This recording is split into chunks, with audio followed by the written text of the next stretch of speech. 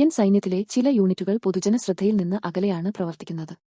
അത്തരത്തിൽ ഒരു സൈനിക വ്യൂഹം 77ാമത് റിപ്പബ്ലിക് ദിന പരേഡിൽ അണിനിരന്നിരുന്നു. അതാണ് ഭൈരവ് ബറ്റാലിയൻ. ഇത് ഒരു സാധാരണ ഇൻഫൻട്രി യൂണിറ്റ് അല്ല. ഹൈ റിസ്ക് കൊമ്പാകട് പരിസ്ഥിതികളിൽ പ്രത്യേകമായി പരിശീലനം നേടിയ ഒരു സ്പെഷ്യൽ ബാറ്റലിയൻ ആണ് ഇത്. ഭൈരവ് ബാറ്റലിയന്റെ ചുമതലകൾ പ്രധാനമായും ആക്രമിക്കാൻ വരുന്ന ശത്രുവിനെ തിരിച്ചു ആക്രമിക്കുക, ബോർഡർ ഏരിയ സുരക്ഷിതം ആക്കൽ, മറ്റും അതിഭീകര യുദ്ധമുറ എന്നിവയായി ബന്ധപ്പെട്ടതാണ്. കാടുകൾ, പർവ്വതങ്ങൾ, ഹൈ ആൾട്ടിറ്റ്യൂഡ് മേഖലകൾ സാധാരണ സൈനികർക്ക് പോലും കടുത്ത വെല്ലുവിളിയായ ഇത്തരത്തിലുള്ള പ്രദേശങ്ങളിലാണ് ഈ ബറ്റാലിയൻ വിന്യസിക്കപ്പെടുന്നത്.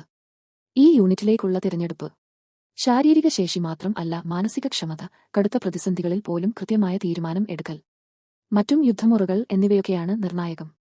ട്രെയിനിംഗിൽ നിരന്തരമായ മാർച്ചുകൾ, weapon handling, close quarter combat, മറ്റും സർവൈവൽ ഡ്രില്ലുകൾ ഉൾപ്പെടുന്നു.